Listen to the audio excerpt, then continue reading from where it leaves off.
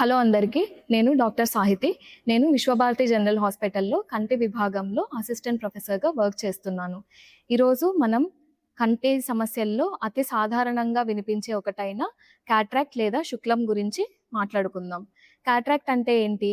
యూజువల్‌గా మనకు కంట్లో ఒక హ్యూమన్ క్రిస్టలైన్ లెన్స్ అనే ఒక పరికరం ఉంటుంది.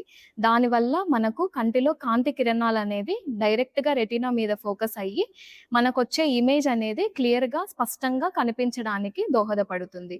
ఇప్పుడు వయసు రీత్యా వచ్చే మార్పుల వల్ల ఈ క్యాట్రాక్ట్ అనేది ఫార్మ్ అవుతుంది.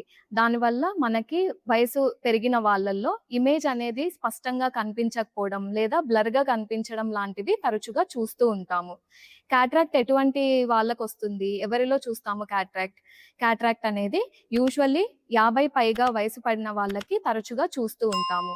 అదొక్కటే కాకుండా మధుమేహం కంట్రోల్‌లో లేకపోయినా, ఇంకా ఇతర కంటికి సంబంధించిన ఎక్కువ వ్యాధులున్నా, లేదా కంటికి సంబంధించి ఏదైనా దెబ్బ తగిలినా, లేదా over the counter steroid medication అంటే అవసరానికి మించి కంట్లో కార్టికోస్టెరాయిడ్స్ అనే డ్రాప్స్ యూజ్ చేయడం వల్ల ఈ శుక్లం అనేది ఫార్మ్ అవుతూ ఉంటుంది.